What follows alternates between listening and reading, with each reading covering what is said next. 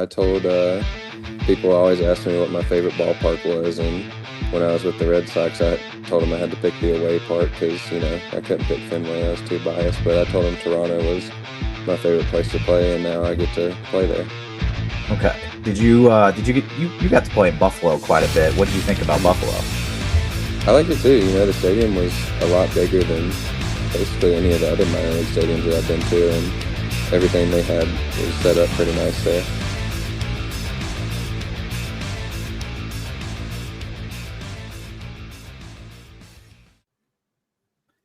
All right, guys, welcome back to another episode of To The Show We Go Baseball Podcast.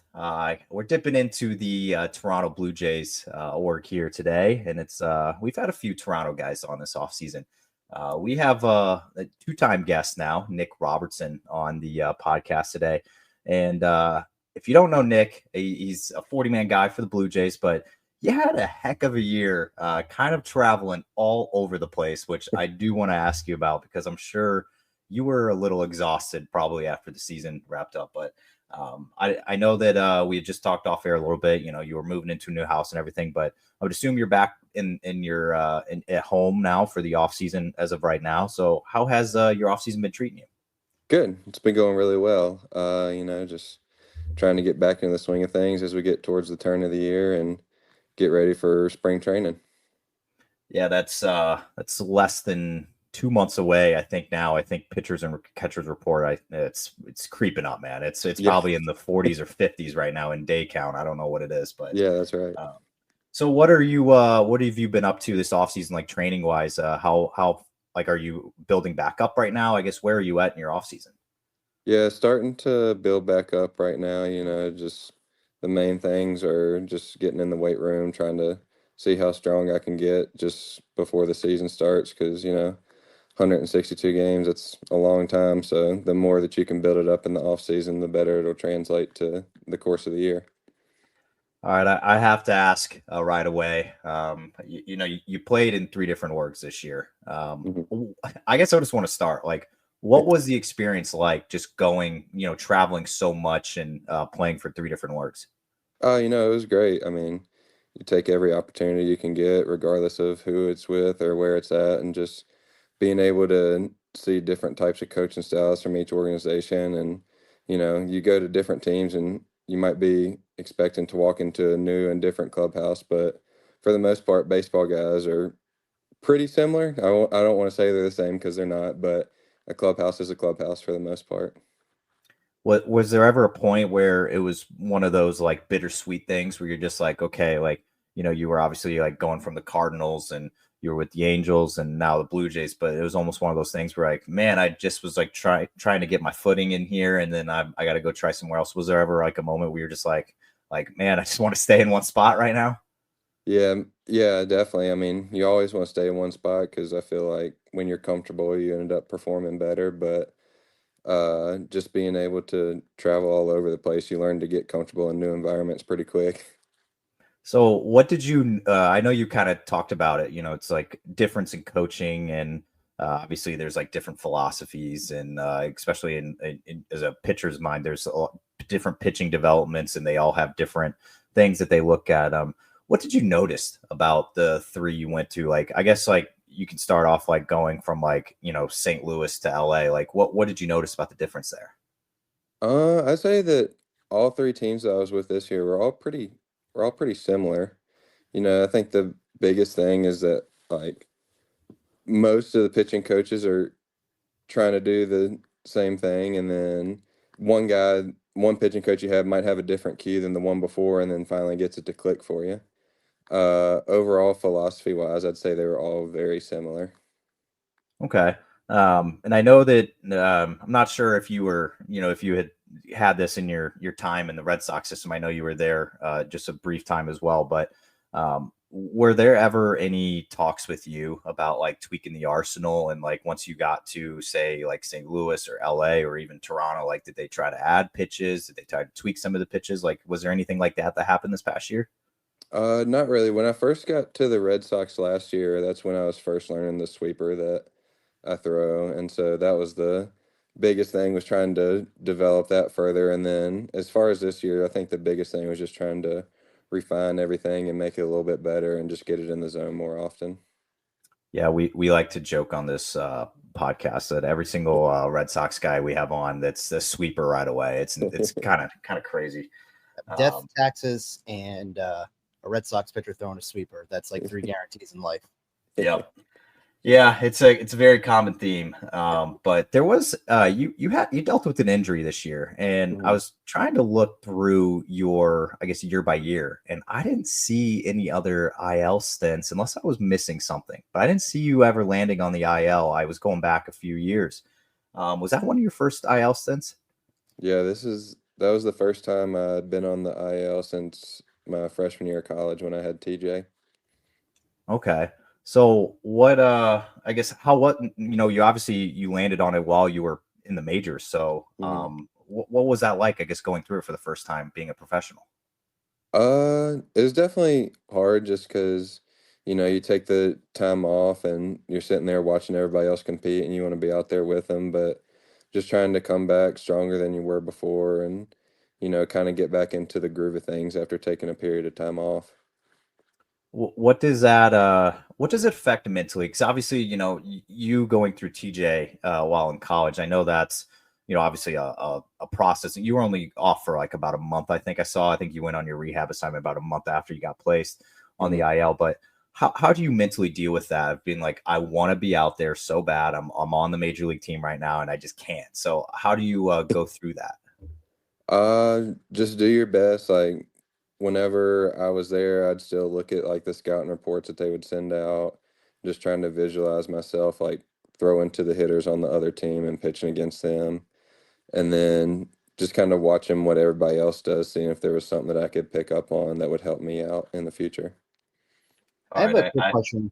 I want to jump in really quick because you were just talking about like the injury thing, and ironically, Jeff Passan just tweeted that I guess there's an article that came out on ESPN, and MLB has done like a study, and the headline basically says this: it says MLB study identifies factors for rise in pitching injuries, and it's basically indicating that pitchers chasing a higher velocity and better stuff is causing more injuries within the game. Um, did like you aware of like the league doing a study like that? Did they go out to you guys and like get your info and feedback, or is that something that completely independent? And I haven't read it, so I don't really know the full in depth into it, but just kind of curious on that. Yeah, no, and they didn't ask us for anything, but I guess it does make sense because, the more force that you're producing and the more torque that your body creates, it would lead to more injuries, but each person is different. Somebody could get hurt throwing 105 or somebody in high school could get hurt throwing 80. So I think it varies from person to person more than anything else. Yeah, Do you that think? is interesting. Yeah, but do you think like because now you have a couple of years too into it, like the pitch clock and all that. Do you really think like that has impacted anything within the game when it comes to an injury standpoint, or you just as I look at it like this too, like you guys have been throwing baseballs like thousands of times since you were a kid. You know what I mean? Like Mhm. it's not just I'm going out there, I'm throwing 30 pitches in my outing. You're doing side bullpens all week. Like you've thrown thousands of pitches. Do you really think that that pitch clock has had anything, or is that just more people? A reason to kind of just all right, let's just bitch about a change that's been made within the game. I'm not sure. I think that's another person to person thing too. I've always been taught to move pretty quick and like get the next pitch out after you let the first one go and just kind of get back on the mound. But other people have their routine where they like to take more time in between pitches. And I think the way the pitch clock is now is that everybody has time to do whatever they need. Yeah, and I guess while we're on that, like what have you thought so far of the ABS? Um, the normal ABS, I'm not a huge fan of. Just because where you're used to having an umpire for so long and like you get that buffer zone and like the consistencies of the umpire, it takes all that away. I'm not a huge fan of the challenge system, but I think if they were to use something, I'd much rather see the challenge system than the ABS. Did you get to challenge any while you were in AAA this year? Me personally, I leave that up to the catcher. I think the catcher knows the strike zone better than I do, and there's a couple times where I've had emotional pitches where I've wanted them to be a strike, and they weren't even close. So I was like, I'm just going to leave it up to my catcher because they know the zone way better than I do. That's fair. I feel like you're probably a little more biased and you're just like, man, that was good, man. I feel like that's there, but That's that's right. fair. I get it. So I'm going back to I got one more question here. I gotta show love. I grew up in St. Louis, so like I grew up going to Busch Stadium and Old Busch and New Busch a little bit. What was it like? I guess just pitching at Busch. It was a lot of fun, you know. I always, when I got traded from the Red Sox to the Cardinals, I always heard about the fans there, and you know, they were just always there and super excited to cheer the team on. And Busch Stadium is super cool in itself too, just the location of it and being able to see the arch. I really enjoyed it. Yeah, it's I think opening day there is like a must for like a baseball fan with the Clydesdales and everything. Like, I don't know, Hmm. man. That's just like it's just like that nostalgia feeling. I don't know. It's just like baseball's there and it's baseball city, man. Yeah. So I saw last off season you were doing with the Cardinals, you were part of like the Cardinal Caravan and things like that. That would go around like the St. Louis metro area and beyond and see all the fans and everything. Are the Blue Jays doing anything similar? Like, what do they have planned this offseason? I don't know. I haven't heard anything as far as that. I know when the Cardinals reached out to me, it was closer, or I think we were in January when I heard something about it. So I don't know if they'll plan on doing something or if they want me to be a part of it, but I'd love to do something like that again. Was that yeah, how was that? I guess just getting to see like, you were a new guy in their system. Like, how did they like react and accept you once you were going around? It was good. You know, they were super excited just to be able to see somebody that, you know, I hadn't played for the Cardinals yet, but just have that jersey on and just be there and talk to them. Okay, I got a couple questions here before we move to some other off the field stuff and things. But obviously, you're a Toronto Blue Jay now. Hmm. And was that your first time going to Canada? I actually went to Toronto last year when I was with the Red Sox. Oh, okay, okay. Yep. So, what would have been your thoughts so far? I like it. I told people always ask me what my favorite ballpark was, and when I was with the Red Sox, I told them I had to pick the away park because you know I couldn't pick Fenway. I was too biased, but I told them Toronto was my favorite place to play, and now I get to play there. Okay. Did you get you got to play in Buffalo quite a bit. What did you think about Mhm. Buffalo? I liked it too. You know, the stadium was a lot bigger than basically any of the other minor league stadiums that I've been to, and everything they had was set up pretty nice there. Yeah, I always forget that Buffalo they were playing major league games during COVID whenever that whole situation was going on. So I always forget about that, but it's a Yeah, great that's park. right. All right, Chris, I'm jumping to some off the field things here. Just some things that we didn't really ask you last time you were on. I know we talked a little bit about some things. Like obviously asked you about my fried chicken place, and we didn't agree on that, but it is what it is. But I like Not many agree with Andrew on that on Zaxby's, the unofficial I, I sponsor. retired it. It's retired, Nick. I know you're not a Zaxby's guy, but it's retired. So I'm going to start this off. I start off with something that I like to ask a lot of guys. Who got you into baseball? I'd have to say my dad. You know, he played baseball when he was in high school, and then when I told him I first wanted to start playing baseball when I was like 5 or 6, he wanted to be the coach, had me out in the yard practicing with me. So I definitely say he's the one who got me into it. Okay, and you grew up in Virginia, and I like showing some love to the hometowns here, and I always kind of say talk like this where it's like, okay, like Virginia is somewhat of a decent baseball hotbed. It's not Texas or Georgia or anything like Hmm. that, but what was it like playing growing up in high school and in the competition in Virginia? It was good. You know, the our high school, we only have one high school in our county, and so we were the biggest classification. And so when we would go and play in the postseason, we'd have to go up to Richmond and play, and being able to play against all those guys up there was a good experience. I think it wasn't the year that I played them, but a couple years prior, Cosby High School in Richmond, I think all 9 of their starters went to a Division I school. Sheesh. All right. So it's got a little bit of a pitching pipeline, it sounds like. And that obviously how close are you to the DMV area? About the opposite side of the state. Okay. So So you're when I was with the Red Sox, I used to explain it like, you know where Salem is? yep. I'm about 30 minutes from Salem. Okay. Yeah, it's I feel like every guy that comes through Salem, they're just like, yeah, I was in the middle of nowhere up in Yep. kind of like the mountains area, things like that. But some people love it, some people hate it. That's right. Um, okay, so you chose to stay home and go to James Madison. hmm Um, why did you? Was that a reason why you chose James Madison? Well, I'd like to say the biggest reason is because, going up to school there, it was close enough to home to where if I needed to go home for something, I could, but far enough that like I didn't feel like I had to go home every weekend. And just once I got to the campus up there, it was just so beautiful, and like all the guys that were on the team when I went there, like really accepted me when I went on my visit, and so I was like, I think this is the place for me.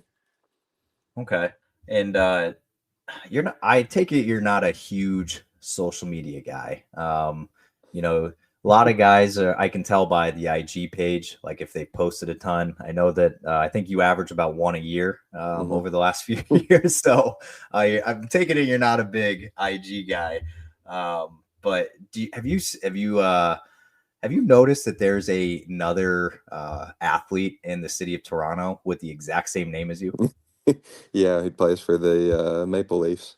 Yeah, which obviously Toronto is a Maple Leaf city. I mean, I think everybody knows that. But as have you gotten any like fans in the messages, anything mistaking you for the hockey player yet, or no?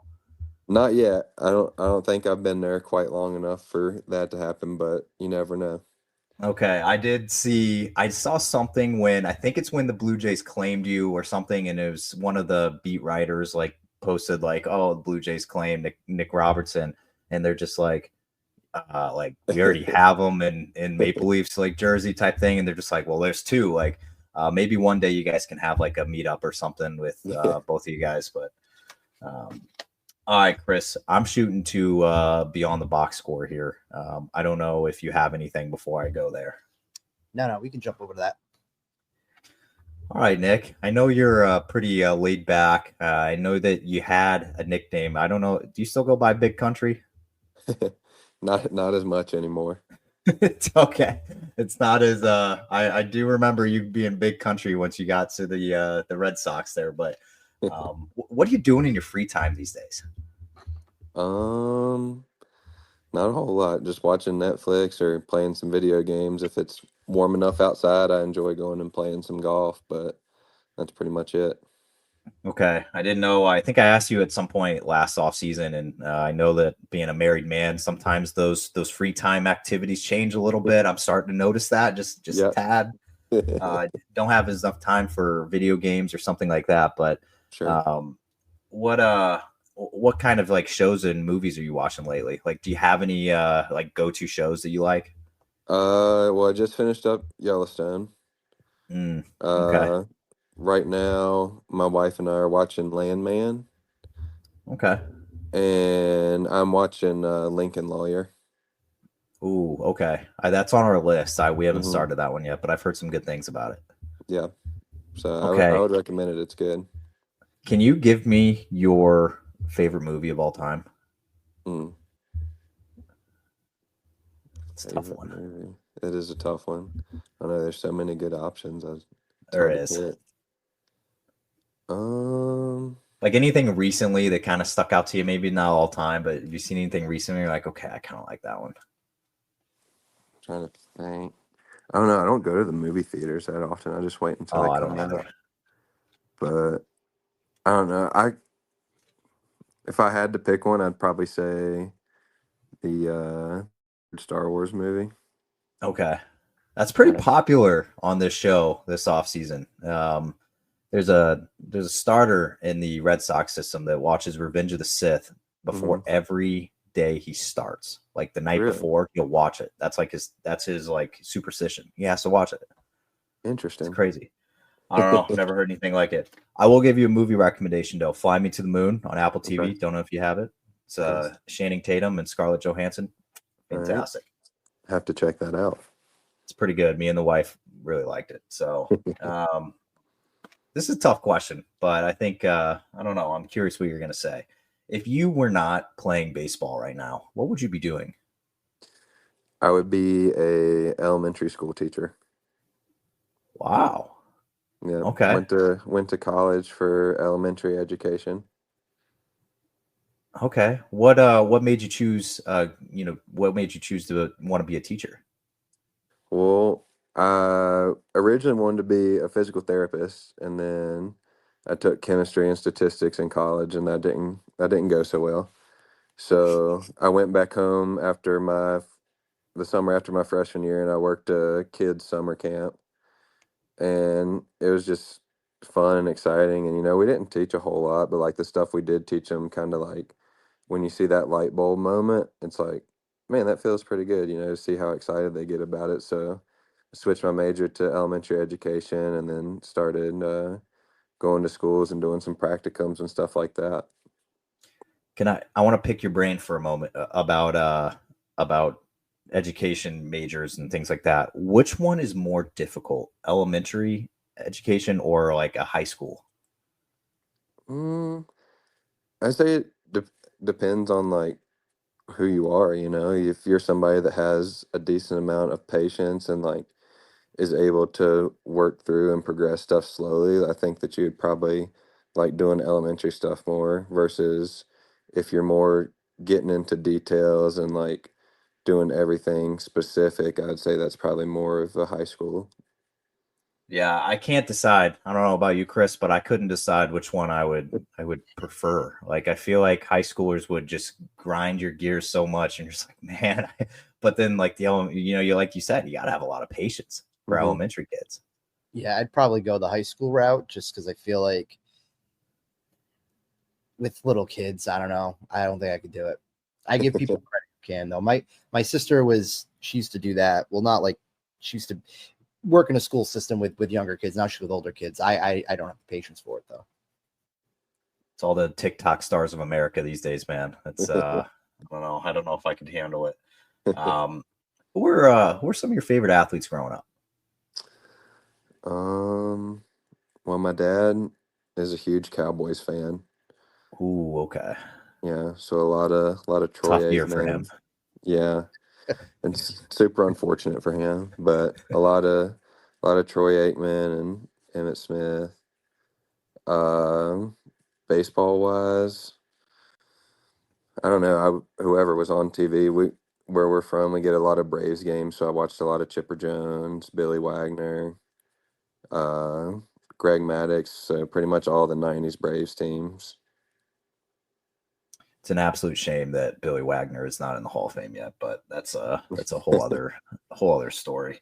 Yeah, that's right. Whole podcast, and Andrew Jones as well. That's unbelievable. He's not in, but that's again, yep.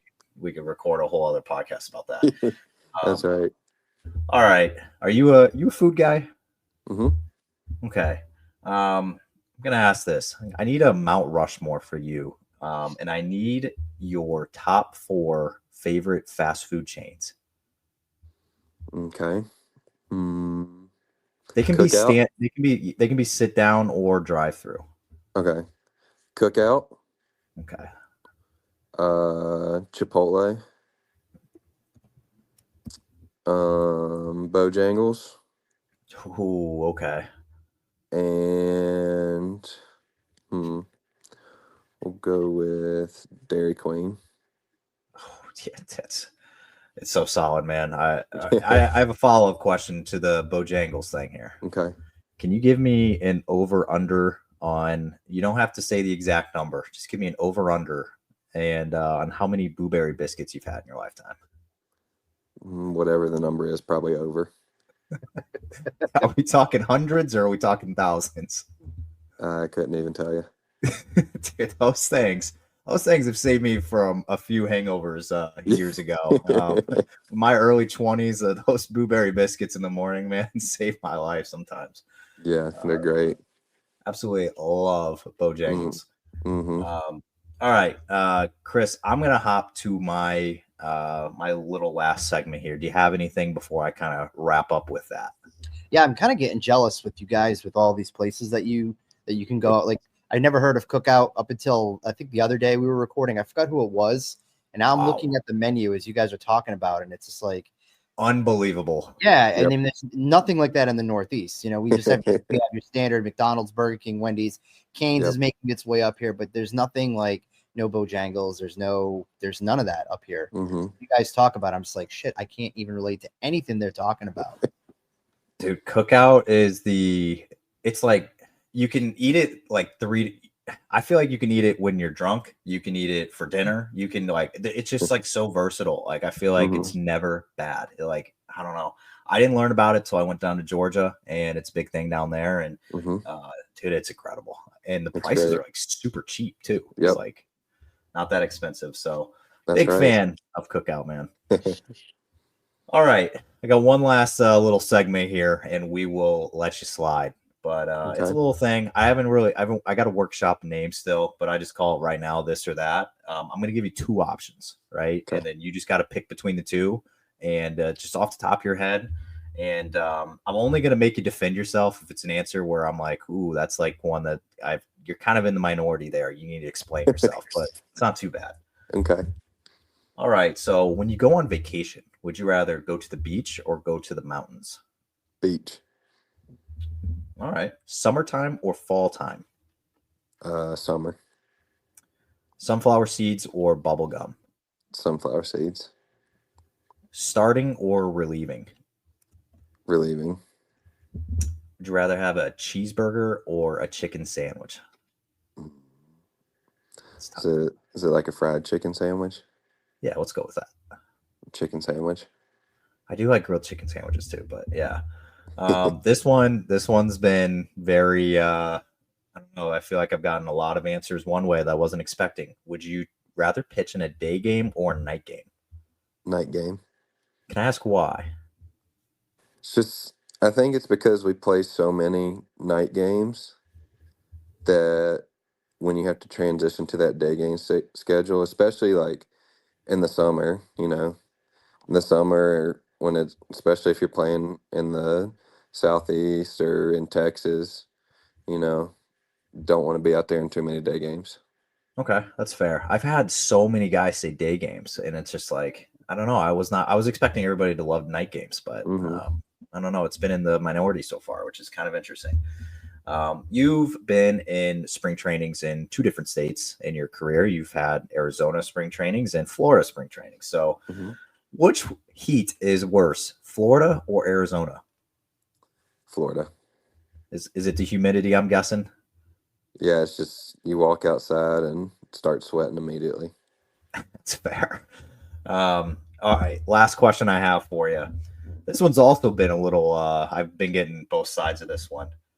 Which way would you rather end an inning, with a strikeout or a double play? I don't know. I think double play to end the inning is pretty cool. Yeah. So why would you pick double play over strikeout? Well, strikeout, you already got 2 outs, so it's just one more. But double play, it's only 1 out. You never know what could happen. You get that ground ball and the inning's over.